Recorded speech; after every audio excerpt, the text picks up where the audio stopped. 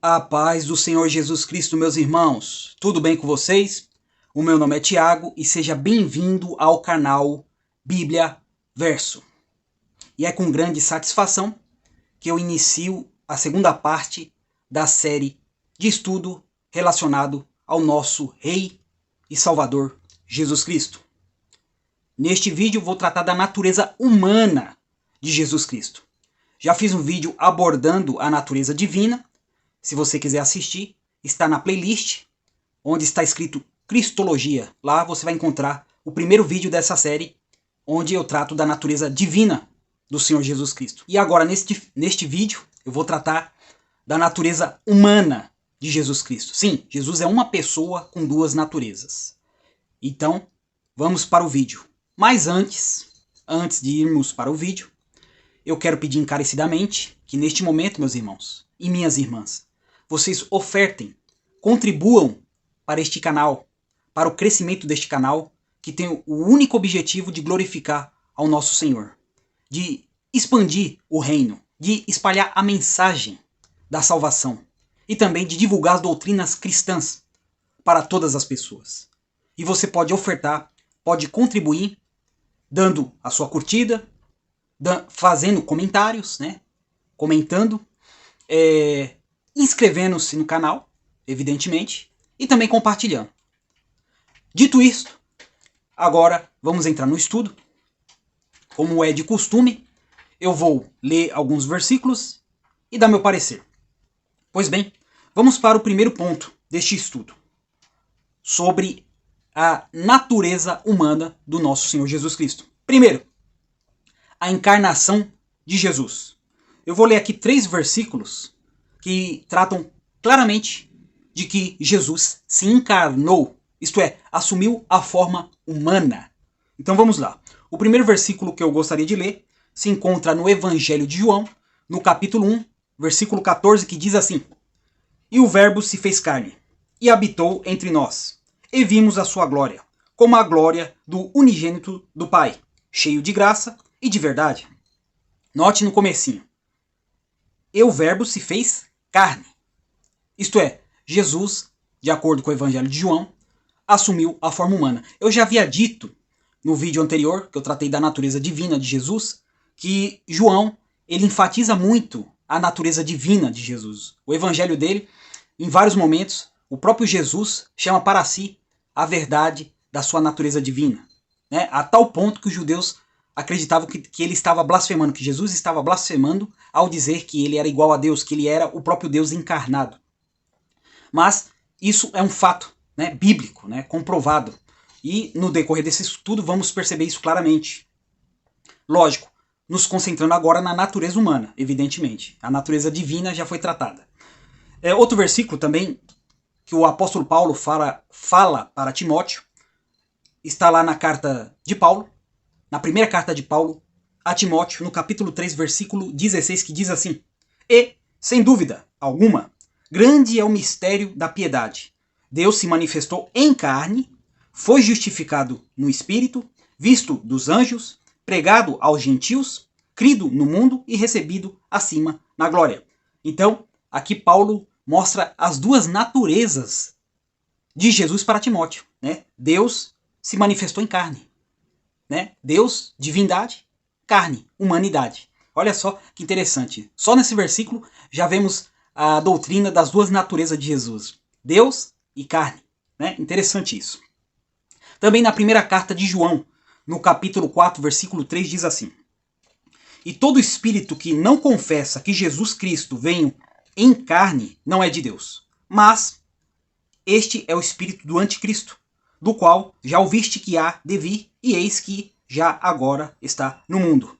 Para João, um anticristo, né, não precisa ser necessariamente uma figura específica que vai se manifestar nos últimos dias, mas é toda pessoa que nega que Jesus, que Deus, melhor dizendo, assumiu a forma humana, veio em carne. Quem nega este fato para João é um anticristo. Por isso que João chamava esse tipo de pessoa de anticristo, porque eles não aceitavam aquilo que o próprio João presenciou. Ele viu o verbo, e ele escreveu o evangelho, ele viu o verbo encarnado, ele tocou no verbo encarnado, ele pôs a cabeça no peito do verbo encarnado, do Deus encarnado. Então, para João, ouvir dos gnósticos ou de pessoas que negavam a encarnação de Cristo era um absurdo, era equivalente ao anticristo, o inimigo de Cristo, aquele que se opõe a Cristo, né? E João pegava pesado nas suas cartas em relação a essa visão gnóstica. Pois bem, o segundo ponto é o nascimento virginal de Jesus, né? Ele nasceu da Virgem Maria, como diz o Evangelho de Mateus, principalmente, e também de Lucas. Mas eu vou ler aqui alguns versículos, né? Em Isaías já estava sendo o profeta Isaías já estava profetizando esse nascimento sobrenatural de Jesus, né? Uma virgem que não teve relações sexuais com nenhum homem, de repente ficou grávida pelo poder do Espírito Santo. E eis alguns versículos. Isaías capítulo 7, versículo 14 diz assim: Portanto, o mesmo Senhor vos dará um sinal. Eis que a virgem conceberá e dará à luz a um filho e chamará seu nome Emanuel, né? Que quer dizer Deus conosco. E no Novo Testamento, evidentemente, Mateus fez muito uso das profecias de Isaías e interpretou essas profecias como apontando para Jesus. Embora muitas das vezes as profecias no Velho Testamento poderiam apontar para algum rei de Israel, no final das contas estava apontando para a dinastia de Davi. Estava apontando de qualquer forma para os Messias que viriam da linhagem de Davi. Até chegar no verdadeiro supremo Messias, o verdadeiro Messias, que é Jesus Cristo, que realmente assumiu o reino de Davi, né? Ele sairia das entranhas de Davi, né? Dos seus descendentes, dos descendentes de Davi. E assim vem o nosso querido Senhor Jesus Cristo. Lá em Mateus, no capítulo 1, versículo 18, diz assim: Ora, o nascimento de Jesus Cristo foi assim, que estando Maria, sua mãe, desposada, isto é, prometida em casamento com José, antes de se ajuntarem, achou-se ter concebido do Espírito Santo. Então note aqui o Espírito Santo fazendo o processo em que Maria ficou grávida do corpo. Do corpo não, do ser humano Jesus. Ela ficou grávida da natureza humana de Jesus, pelo poder sobrenatural do Espírito Santo. Lógico, poder divino, né? Deus que criou todas as coisas do nada, para Deus fazer esse tipo de coisa é muito simples. Fazer uma virgem ficar grávida, sem ter relações sexuais. Deus é o criador da vida, então para ele isso é tranquilo. Mas não deixa de ser um ato maravilhoso, um ato espantoso, não é mesmo? E comprovando que de fato Maria não teve relações, né, com outro homem, né, já que pelas tradições judaicas, né, a mulher tinha que casar virgem, né, e eles eram muito rígidos com essa questão, então não tem como dizer que Maria aqui não era virgem, né, porque ela mesma fala, inclusive, que ela nunca havia se deitado com homem algum, quando o anjo Gabriel falou para ela que ela ia ficar grávida do Salvador, né, e ela questionou o anjo, mas como, se eu nunca tive relações com nenhum homem? Aí o anjo explica que ia ser uma obra do Espírito Santo, esse nascimento, essa gravidez e o nascimento do Senhor Jesus Cristo. E outro texto que ainda confirma que o nascimento de Jesus foi diferenciado, né, também está no Evangelho de Mateus, no capítulo 1, só que o versículo 25, que diz assim: E não conheceu até que deu à luz a seu filho, o primogênito, e pôs-lhe por nome Jesus. Então, Maria permaneceu virgem até mesmo se completar aí os 9 meses para que Jesus nascesse. Então, só depois que José, né, teve relações com Maria e nasceu os outros irmãos de Jesus. E eu vou deixar até a referência aí, tem outros textos do Evangelho que falam que Jesus tinha até irmãs, só que evidentemente por parte do pai humano, que era José, né? O pai, de fato, de Jesus era Deus, embora José, evidentemente, o criou como seu filho, óbvio, né? Ponto 3.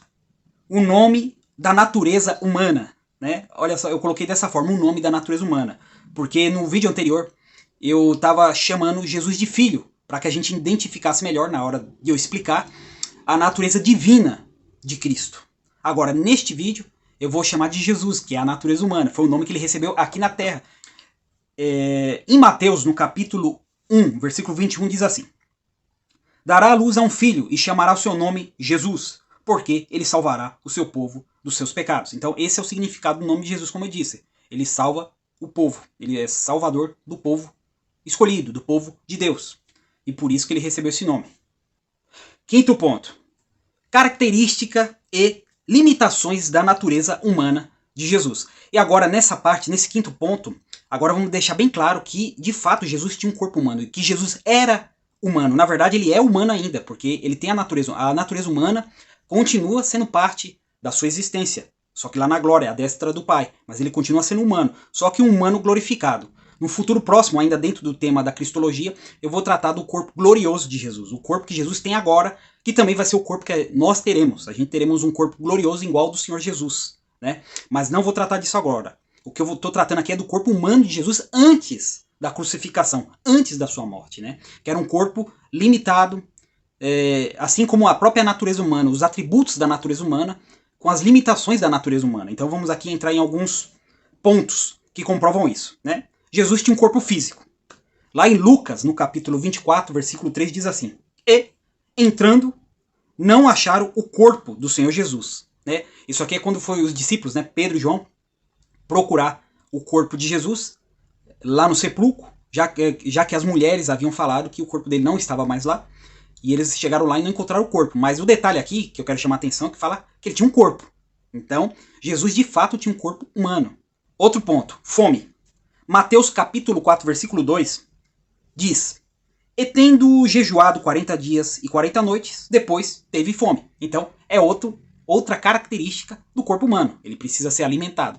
Então, isso mais uma vez prova que Jesus tinha um corpo. Ele sentia fome. Ele era humano. Mas enfim, ele tinha um corpo humano e sentia fome. Outro ponto, cansaço. Em João capítulo 4, versículo 6, diz assim: Estava ali a fonte de Jacó. Jesus, pois, cansado do caminho, assentou-se assim junto à fonte.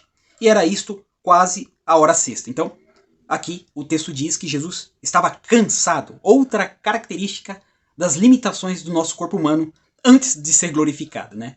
Um cansaço que é natural para a condição humana atual, né? Mais uma vez provando que Jesus era humano. Outro ponto também que é atribuído, que é mais um atributo do corpo humano. Tinha sono, né? Dormia. Lá em Mateus, no capítulo 8, versículo 24, diz assim: E eis que no mar se levantou uma tempestade, tão grande que o barco era coberto pelas ondas. Ele, porém, estava dormindo. Jesus dormia, gente. Jesus era gente como a gente. Ele dormia, ele sentia sono. Ele sentia cansaço, ele sentia fome, ele tinha um corpo de carne e osso. Emoções. Jesus expressava emoções como qualquer ser humano. Porque Deus, ele não tem emoções como a gente. Né? Na verdade, Deus não tem emoções. Embora haja textos na Bíblia que mostra que Deus está irado, que mostra que Deus está triste. Isso são só linguagens, né? Eu vou até pôr o nome do tipo de linguagem que isso significa, né? O significado dessas linguagens aí, porque agora me fugiu da cabeça, mas vou pôr o nome aí na tela. Que é uma forma que Deus se comunica na linguagem humana. Ele usa palavras humanas para se comunicar com a gente, porque senão a gente não vai entender o que Deus fala. Então Deus usou, dentro do nosso linguajar, dentro do nosso vocabulário, termos que apontam para alguma ação que ele vai tomar ou que ele está tomando. Então Deus não é movido por sentimentos, porque se Deus fosse movido por sentimentos, então o atributo de imutabilidade não poderia acontecer. Se Deus fosse movido por sentimentos, ele mudando de sentimento, sendo controlado por sentimento, então ele não poderia ser imutável, né? Porque Deus não muda. Deus não muda seu estado. Então a emoção seria um fator que faria com que Deus tivesse mudando de estado. Aí cairia por terra a ideia de que Deus é imutável. E a Bíblia ensina que Deus é imutável, ele não muda o seu estado, ele não muda. Não há mudança, não há sombra de variação na sua natureza, né? Mas Jesus, na natureza humana, ele experimentou todas as emoções humanas. E vamos a algumas delas aqui. Eu só vou dar as referências, vou falar o tipo de emoção e vou dar as referências. Indignação. Você pode ler lá em Marcos, no capítulo 10, versículo 14. Chorou. Você pode ler em João, capítulo 11, versículo 35. Compaixão. Mateus, capítulo 14, versículo 14. Tristeza. Mateus capítulo 26, versículo 38. Então a gente notemos aqui várias emoções de Jesus no decorrer da sua vida, né? Lógico que não deu para pôr todas aqui, senão ia ficar muita coisa, né? Ia deixar o vídeo muito longo. Então, se você ler os evangelhos, você vai notar Jesus tendo sentimentos humanos como qualquer outro humano, né? Apesar do seu nascimento sobrenatural, virginal, né? Maria, virgem, concebeu Jesus, ele tinha todos os componentes da natureza humana. Tanto é que ele experimentou todas as coisas relacionadas à natureza humana. Experimental, não estou dizendo pecado, tá? Estou dizendo as limitações. Desconhecimento de fatos. Isso aqui é interessante, né? Lá em Marcos, no capítulo 13, versículo 32, diz assim: Mas aquele dia e hora ninguém sabe, nem os anjos que estão no céu, e nem o Filho, senão o Pai. Olha só que interessante isso. Jesus, quando estava aqui na Terra, ele disse que desconhecer o dia da sua própria vinda, o dia que Deus também traria o juízo. Ele falou que só Deus sabe, só o Pai sabe, né? Ele coloca aqui para os discípulos, né? Só o Pai, nem os anjos e nem ele, na sua natureza humana, sabia do fato da sua vinda. E como relacionar isso, né? Tem pessoas que têm dificuldade de relacionar essa ideia. Mas ele não é Deus? E Deus não é onisciente? Deus não sabe de tudo? Como assim? Jesus está dizendo que não sabe o dia da sua vinda. Note, meus irmãos, que a natureza humana, apesar de pertencer a Cristo, ela está sujeita à natureza divina. Mas ela continua sendo natureza humana. Ou seja, isso mostra duas coisas, que não há mistura da divindade com a humanidade. Não há mistura. O divino continua sendo divino e o humano continua sendo humano. Então, a natureza humana de Jesus foi criada. Jesus, ser humano, é uma criatura. Não fique chocado com isso. Você vai entender o que eu estou querendo dizer. Jesus, ser humano, é uma criatura. Mas Jesus, Deus, é divino. Ou seja, a natureza humana está sujeita à natureza divina. A natureza divina, por exemplo, é transcendente. A natureza humana não é transcendente. A natureza divina é eterna. A natureza humana não é. Pelo menos ainda não é, mas um dia vai ser. Mas é eterna no sentido de não ter começo e nem fim. Né? Isso é um atributo só da natureza divina. Então Jesus é um homem, melhor dizendo, uma pessoa com duas naturezas. E essas duas naturezas não se misturam. Cada uma cumpre sua função. E evidentemente que a natureza divina sobrepõe a natureza humana. A natureza humana é criada. A natureza humana é uma criatura. A natureza humana de Jesus é uma criatura. Enquanto a natureza divina do Filho é superior. E tem o controle sobre a natureza humana. Assim como Deus tem o controle sobre todas as coisas. Parece uma coisa difícil, mas só parar um pouquinho para pensar. Não há contradição nisso. São duas naturezas coexistindo numa pessoa. E cada uma cumprindo a sua função. A natureza humana de Jesus tinha limites. Ela vai até certo ponto. E ainda tem limites. Mesmo na eternidade, ainda continua a ter limite. Porque é uma natureza humana. Embora glorificada, é uma natureza humana. Embora transformada, imortal, é a natureza humana. Só que a natureza divina está ali também, na pessoa de Cristo. E, como eu disse, cada um cumpre a sua missão, o seu propósito, a sua função, sem mistura. Né? Porém, a natureza divina sempre vai sobrepor a natureza humana, sempre. E nesse caso aqui, a natureza divina não quis sobrepor a natureza humana, revelando o dia da vinda do Senhor Jesus. Jesus, na sua natureza humana, antes da sua morte, experimentando todas as limitações humanas, ele desconhecia fatos, como a sua volta, né, em glória. Também foi tentado. É outra coisa que a natureza humana sofre ainda antes da glorificação. E Jesus sofreu isso, ele foi tentado. E o texto que fala muito bem isso, está lá em Hebreus, no capítulo 4, versículo 15, que diz assim: Porque não temos um sumo sacerdote que não possa compadecer-se das nossas fraquezas, porém, um que, como nós, em tudo foi tentado, mas sem pecado. Note também que outro detalhe que diferencia um pouco Jesus da gente, foi que Jesus foi tentado. Ele foi tentado em tudo como a gente. Tudo ele foi tentado. Embora a Bíblia não mostre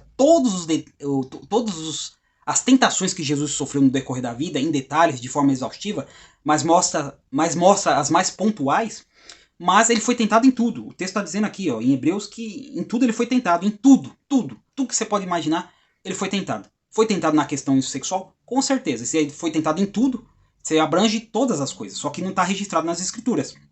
Mas a escritura, aqui no caso o escritor de Hebreus, faz questão de dizer que Jesus foi tentado em tudo. Tudo que você é tentado, tudo que eu sou tentado todos os dias, Jesus também experimentou. A diferença é que Jesus nunca pecou. Nunca cometeu nenhum pecado. Né? Viveu uma vida completamente santa e devota a Deus, na sua natureza humana. Né? Enfim. Então, concluindo, o 7º ponto é a conclusão. A Bíblia deixa claro que Jesus é 100% homem, contendo todos os atributos que pertencem à natureza humana. E quando eu falo isso, ele tinha todos os atributos na natureza humana antes da sua morte, porque a morte, inclusive, eu não coloquei aqui, mas a morte é outra característica da limitação da natureza humana. Né? A morte está reservada para todos nós aqui que estamos na Terra, até o dia da ressurreição, até o dia do juízo. Enquanto esse dia não chega, pessoas estão morrendo. E Jesus experimentou a morte também, né? experimentou a morte, só que depois ele ressuscitou ao terceiro dia, como diz os evangelhos. Ele ressuscitou, mas ele experimentou a última fraqueza, digamos assim, que é na natureza humana, que é a morte. Só que, como eu disse, ele ressuscitou, né? E agora tem um corpo glorioso. É um corpo humano ainda, só que modificado e adaptado para as condições celestes e para as condições do novo mundo que Jesus vai trazer, do novo céus e da nova terra que Jesus vai trazer no dia do juízo final. Mas espero que você tenha entendido, meu irmão, espero que você tenha entendido, minha irmã, que Deus, melhor dizendo, Jesus é 100% homem, assim como ele também é 100% Deus. E ele continua nesse estado, ele tem as duas naturezas, só que agora ele está à destra do Pai. Mas antes da sua morte na cruz, ele viveu como qualquer pessoa, normal. Só que servindo e se dedicando a Deus. E deixando seu exemplo pra gente também se dedicar a Deus até a nossa morte. Ou até a volta dele, né? Quem sabe ele volte antes que a gente morra, né? Quem sabe a gente nem veja a morte. Mas é isso. Que Deus abençoe. Até o próximo vídeo e tchau!